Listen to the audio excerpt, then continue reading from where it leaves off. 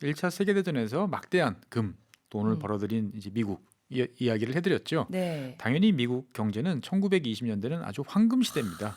그래서 1921년부터 29년까지 연평균 한 6% 정도의 성장을 꾸준하게 계속을 합니다. 잠깐만요. 연평균 6%씩 꾸준하게 10년을 성장을 했다고요? 네, 이 이제 요즘 기준으로 보면 되게 놀라운 거죠. 물론 이제 저 같은 경우는 어릴 때 뭐 연 15%, 뭐 14% 이렇게 성장한 기억이 그럴 때도 많아가지고 있었나요? 있었죠. 저는 기억이 없네요. 이게 이제 72의 법칙이라는 게 있어요. 이제 2배가 되는데 시간을 계산하는 방법입니다. 네. 알아두시면 편해요.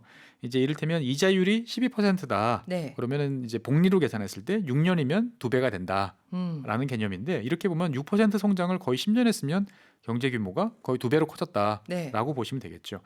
그래서 곰곰 이 1920년대를 돌이켜 보면 온갖 새로운 발명품들이 쏟아져 나왔어요. 자동차, 라디오, 그다음에 세탁기, 그리고 전화, 이런 것들이 본격적으로 발명이 돼서 집집마다 갖춰지기 시작했던 게 이 시기였고요. 네. 그다음에 이제 미국에서는 슈퍼마켓 체인도 이제 등장을 했습니다. 그리고 문화적으로 봐도 우리가 좋아하는 영화, 뭐 재즈, 프로야구, 미식축구, 이런 것들이 다 이 시기에 이제 등장을 한 이제 문화적인 현상들입니다. 딱 이때 이야기 들어보니까 우리나라도 폭발적으로 경제 성장을 이룩했던 그 시기들이 있었잖아요. 80년대 후반, 네. 90년대 초반 뭐 요럴 때 그때 이야기랑 살짝 비슷한 느낌이 나네요. 네, 그렇게 이해하시면 편합니다. 이 시기부터는 이제 지금 미국 한번 떠오르는 이미지는 대량 생산, 대량 소비죠. 많이 네. 산들고 많이 쓰는 이런 흐름이 정착이 됩니다.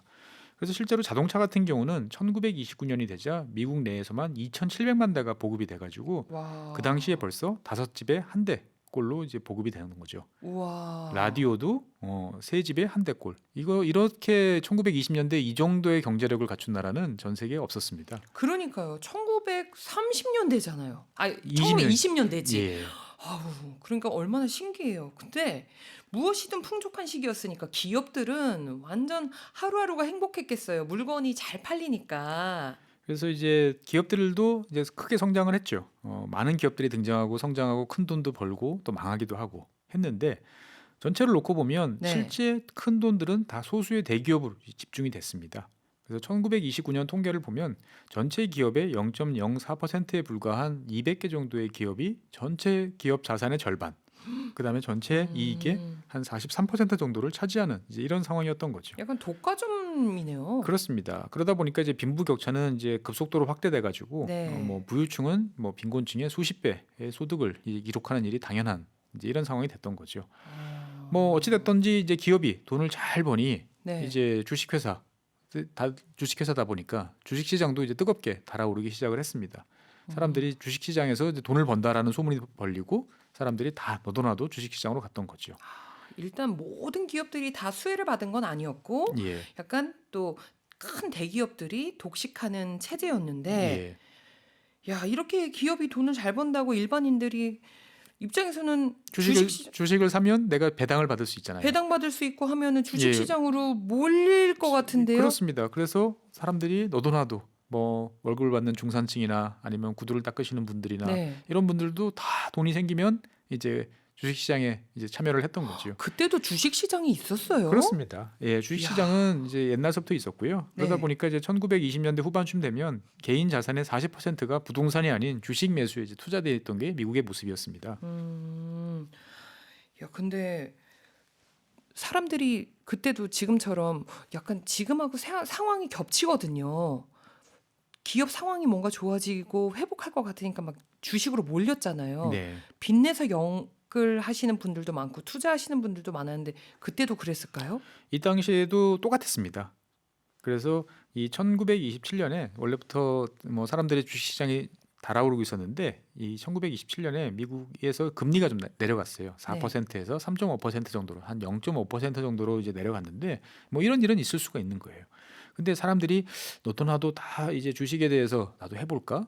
누가 돈 많이 벌었다는데 이렇게 생각을 하던 차에 금리가 내려가니까 아이고야, 이거 예금해봐야 돈이 별로 안 되겠구나. 주식으로 또 주식으로 쏠리겠다. 가야겠다. 예, 그렇죠. 그래서 주식에 대한 수요가 높아지니까 상업은행들은 이제 연방준비제도 중앙은행에서 저렴한 이자로 돈을 빌려와 가지고 주식 투자자들한테 돈을 이제 빌려줍니다. 이 돈으로 빌려서 주식 투자하세요. 언제까지 호주머니에 있는 돈만으로 주식하시겠어요? 라고 하는 거죠. 데자뷰 같아요. 그래서 그러면은 어떡하지? 그러면 개인들이 보유한 주식을 담보로 잡고 돈을 네. 빌려줄 수도 있고 아니면 정말 말 그대로 신용대출도 해주고 이런 식으로 돈 음. 빌려서 주식 투자하세요라고 이야기를 했던 시절이 또 이 시기입니다. 저는 대공황에 대해서 공부를 하면서 교과서에서 주식 이야기는 안 하더라고요. 제 기억에는 아, 그랬거든요. 그런가요? 오늘 이렇게 주식하고 연관되어서 공부를 하니까 또 느낌이 새로운 것 같은데, 그러면 이렇게 국민 대다수가 지금의 느낌처럼 주식에 관심이 많아지고 투자하는 사람들도 많아지고 신용 빌려서라도 이렇게 연끌해서라도 투자를 하려는 사람들이 많아졌다. 그럼 당시 주가는 뭐 미친 듯이 올라갔을 것 같은데요. 1926년에서부터 1929년 약 한 3, 4년 사이에 평균 주가, 그러니까 이제 우리로 따지면 종합주가지수 같은 거죠. 네. 이 전체 주가가 한 2.2배 정도 상승을 했어요. 그러다 보니까 이제 음. 훨씬 더 많이 오른 정말 1억 천금을 이제 얻어내는 분들도 계시겠죠. 네. 이렇게 되니까 주식 시장이 호황이 되니까 이제 기업들 입장에서 봤을 때는 더 이상 이제 은행에서 찾아다니면서 돈 좀 빌려주세요 할 필요가 없는 거예요. 그냥 주식 시장에 가서 주식을 발행하면 돈이 막 밀려 들어오는 이제 이런 상황이 됐던 거죠. 네. 그래서 큰 돈을 번 이제 회사들은 사업뿐만 아니고 다른 회사 주식도 사들이는 게 더 돈이 된다라고 생각해서 이제 기업들이 또 주식 투자에 나서는 일들도 많아졌어요. 그래서 주가가 막 상승하니까 사회 분위기가 이제 긍정적이고 밝아집니다.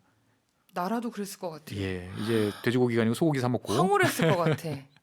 경쟁하지 않아도 그냥 같이 야 주식에만 투자해봐. 나 지금 어제 2배 올랐어. 이렇게 했을 거 그렇습니다. 아니에요. 이 당시 미국은 예나 지금이나 이제 뭐 상한가 이런 게 이제 없기 때문에 네. 올라가면 엄청 올라갈 수가 있는 거죠. 그래서 다들 이제 1930년대는 더 밝은 미래일 거야라고 생각을 했었습니다. 그래서 1928년에 이제 당시 미국 대통령이던 후보 대통령은 이제 빈곤에 대한 최종 승리가 이제 코앞에 와 있다라고 선언할 정도였어요. 하지만 이 빈곤에 대한 승리가 아니고 어두운 미래가 바로 코앞에 있었던 거죠. 그러니까요. 오늘 주제가 대공황인 걸 살짝 잊고 있었어요. 모두가 이렇게 미래를 낙관할 때 폭락이 그럼 시작이 된 건가요? 뭐 궁금해 죽겠어요. 네, 이 뭐 주식 시장이 떨어지는 일들은 뭐 비일비재했습니다만 네. 가끔 보다 보면 왜 그런지도 잘 모르게 갑자기 떨어지는 일들이 대폭 이제 하락하는 일들이 벌어지는데 네. 그날이 바로 1929년 10월 24일이었어요. 뭐 별다른 이유가 없었는데 다들 좀 많이 오르긴 했네 정도 느낌이었는데 네. 갑자기 주가가 대폭락을 했습니다. 갑작스럽게요? 예, 갑작스럽게 하루 사이에 어마어마한 이제 폭락을 이제 기록을 하면서 어머. 이게 역사적으로 이제 검은 목요일이라고 이제 기록이 어머 남습니다. 어머 어머. 그래서 이제 목요일 날 이렇게 확 떨어지니까 그러면 이제 금요일 조금 오르고 그다음에 월요일 날도 조금 올라요. 네. 그래서 이제 다시 좀 정상으로 올라가겠지 싶었는데 다시 또 확 폭락하면서 이번에 이제 비극의 화요일이 이제 됩니다. 보면. 검은 목요일 다음이 비극의 화요일이군요. 예, 이때는 정말 이제 이 돈을 빌려서 투자하셨던 분들 같은 경우가 실제로 네. 자살하는 경우도 꽤 많았어요. 아휴. 그러니까 이게 이제 주식 뭐 하락 자체도 이제 문제지만 신용 거래가 많았기에 더 문제가 이제 커졌습니다. 우리가 이렇게 신용거래 말이 나온 김에 요즘도 주식이 하락할 때 신용거래 정말 위험합니다. 문제될 수 있습니다. 이야기 많이 하잖아요. 네. 왜 신용거래가 문제가 되는지 박사님 한번 설명해 주세요. 뭐 간단하게 말씀드리면 일단은 이제 주식을 담보로 돈을 빌려서 이제 투자를 이제 했는데 네. 담보 가치가 빠진 거죠. 내가 10만 원짜리 주식이 갑자기 5만 원이 됐으면 음. 은행 입장에서 봤을 때는 아니면 증권사 입장에서 봤을 때는 이 사람한테 내가 돈을 빌려준 게 얼마지? 찾아보니까 8만 원이에요. 그러면 너 지금 이거 미치니까 음. 너가 가지고 있는 담보로 안 되니까 돈을 더 집어넣어. 안 그러면 우리가 이 주식 팔 수밖에 없어. 음. 라고 하는 거죠. 그러면은 이제 사람들 입장에서 봤을 때는 이거 막으려고 또 주식을 팔아야 팔거나 되잖아. 아니면 난 도저히 못 갚겠어요라고 하면은 이제 증권사에서 내가 그 담보로 잡고 강제로 있던 또 팔아버리고. 팔아버리는 거죠. 그러면 하락장인데 이렇게 물량이 막 쏟아져 나오니까 더 하락을 하게 되고 그럼 더 하락을 하게 되니까 그 전까지는 이제 난 버틸 수 있어라고 생각하던 사람들도 네. 이 대오에 이제 같이 휩쓸려 가는 거죠. 말 그대로 악순환인 거죠. 그래서 결국 이제 1929년 이제 9월 381이었던 다우지수 평균은 이제 뭐 계속 하락해서 결국은 뭐 10일 뭐 두 자리 숫자까지 이제 하락을 하게 되는 일이 벌어집니다 보면. 그래서 결국 이제 파산하는 사람들이 늘어나고 네. 이 파산한 사람들은 뭐 돈이 없으니까 월세도 못 내고 그러니까 이제 길바닥에 길거리에 내몰리는 일이 생기게 되는 거죠. 와, 이게 가능해요? 일단 갑작스럽게 주가가 폭락한 것도 저는 참 쇼킹이고요. 예.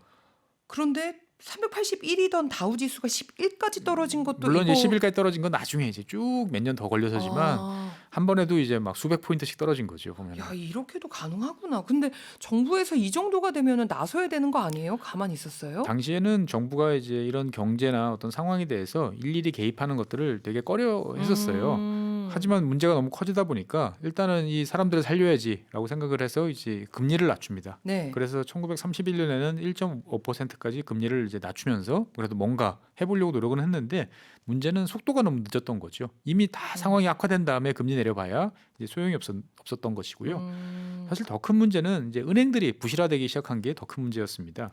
은행이 왜 부실화됐을까? 혹시 그러면은 대출해줬던 빌려줬던 돈을 회수를 못해서 그렇게 되는 건가요? 그렇습니다. 은행이라는 것들은 결국 예금을 받아서 그거를 돈 대출을 빌려주고. 그렇습니다. 그래서 그 차액을 이제 가지고 이제 영업을 하는 이제 네. 이런 조직인데 당연히 이제 빌려준 돈을 못 받으니까 부실화될 수밖에 없는 거죠. 그래서 이 은행이 이제 부실화되기 시작을 한다 그러면 사람들이 내가 예금해놓은 돈 못 찾는 거 아니야? 그리고 다 은행으로 뛰어가죠. 흔히 말하는 뱅크런이죠. 이 일이 생기면 이제 전체 은행들이 차근차근 이제 도미노처럼 이제 무너지는 일이 생기다 보니까 네. 뭔가 수를 이제 내야 되는 거예요.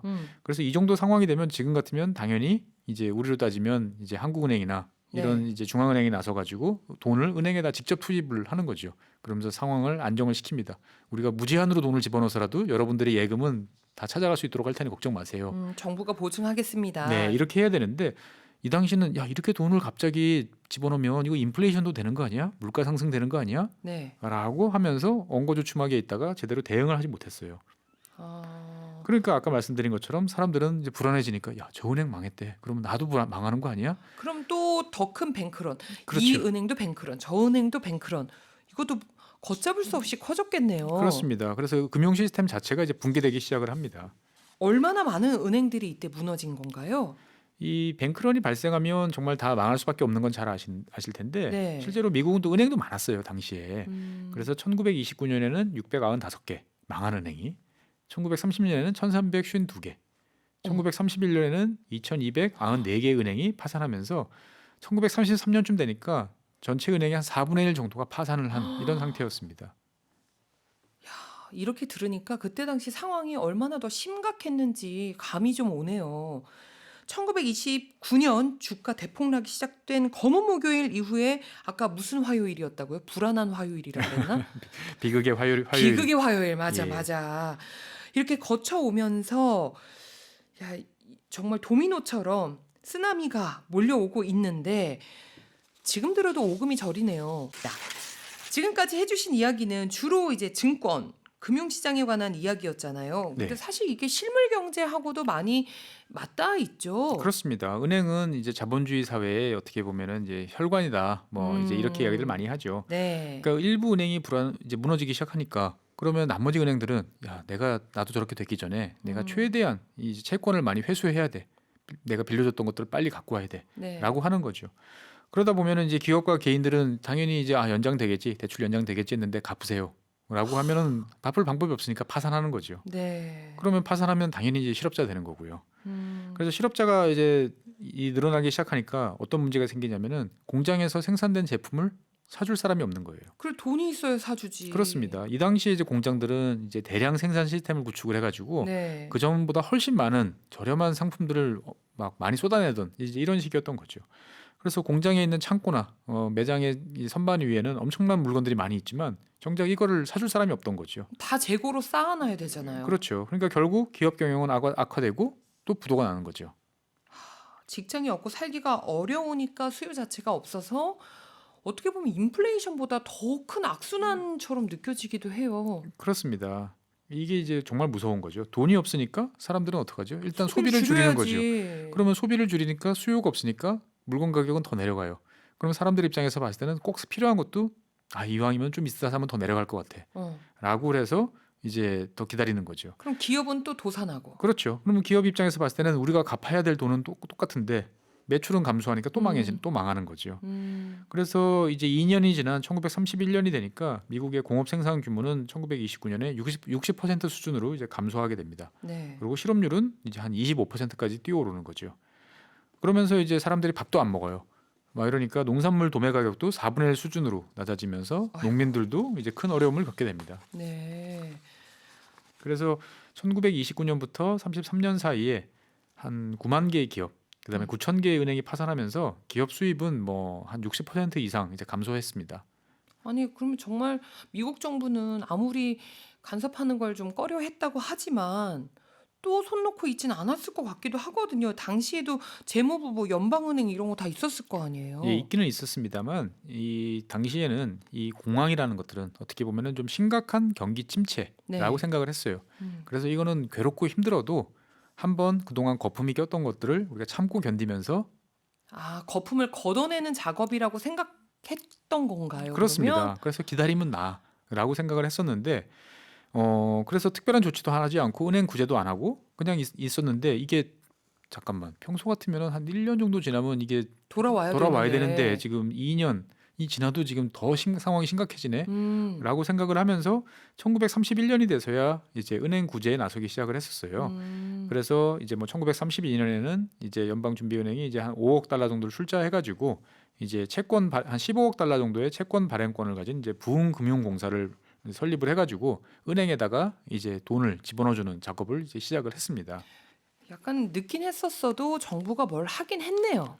아까도 말씀드렸지만 이 타이밍이 생명인데 속도가 너무 늦은 게 이제 문제였던 거죠. 아. 금융시장은 기본적으로 신뢰를 먹고 사는 이제 이런 존재입니다. 불안감이 커지기 전에 재빠르게 안정시켜야 돼요.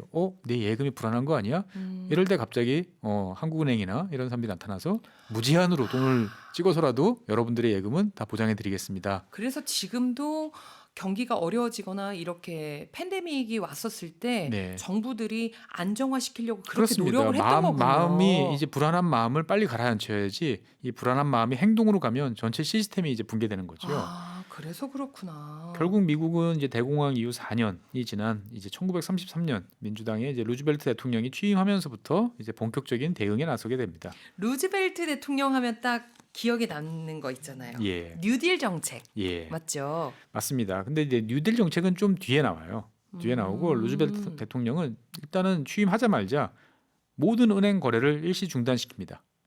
중단을 시켰다고요? 예, 은행 할러데이, 뱅크 할러데이를 이제 선언을 하는 거죠. 네.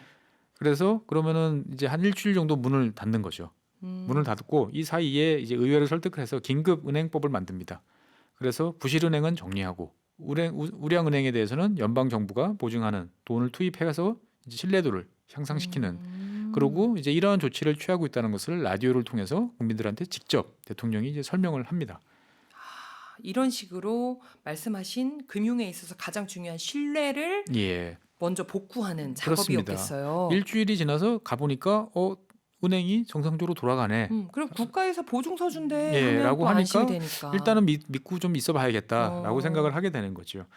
그리고 이제 금 본위제를 폐지해서 이제 통화 발행을 이제 늘릴 수 있도록 이제 했습니다. 그 네. 전까지는 금에 딱 묶여 있다 보니까 돈을 많이 찍어내서 뭔가 이걸 사람들을 좀 자극을 해줘야 되는데 그런 활동이 안 됐던 것들을 이제 없애버린 거죠. 이제 은행을 이제 살리는 일을 첫 번째로 하고요. 네. 다음 한편으로는 이제 그 동안에 이게 왜 이렇게 됐을까라고 생각을 해보니까 너도 나도 흥청망청 막 빌려주고 그 다음에 고객이 맡긴 돈을 그냥 내 것처럼 막 쓰고 네. 했던 금융기관들도 문제가 많아라고 생각을 했었습니다.